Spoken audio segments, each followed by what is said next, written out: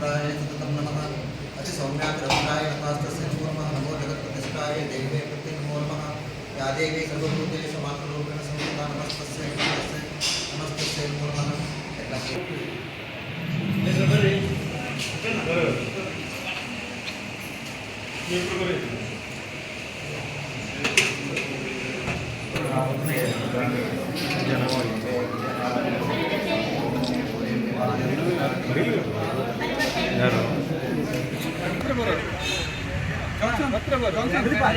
भारत माता की जय जवान जय किसान। ನಮಸ್ಕಾರ.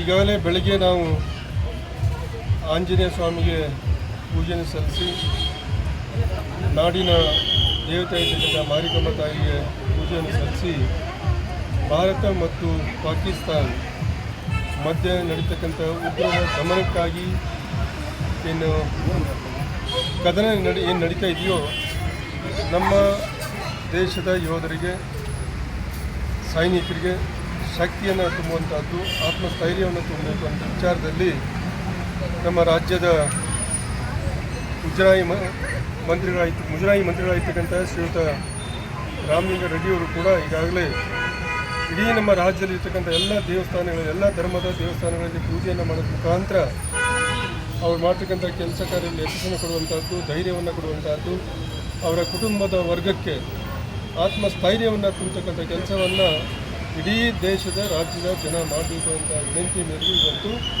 ನಾವು ಮಾರಿಕಮ್ಮ ತಾಯಿಯಲ್ಲಿ ಬಂದು ಪೂಜೆಯನ್ನು ಭಕ್ತಿಯಿಂದ ಸಲ್ಲಿಸಿ ಆ ಯೋಧರಿಗೆ ರಕ್ಷಣೆ ಸಿಗಲಿ, ಧೈರ್ಯವನ್ನು ಕೊಡಲಿ ಅನ್ನುವಂಥ ರೀತಿಯಲ್ಲಿ ನಾವು ಪೂಜೆಯನ್ನು ಸಲ್ಲಿಸುವಂಥ.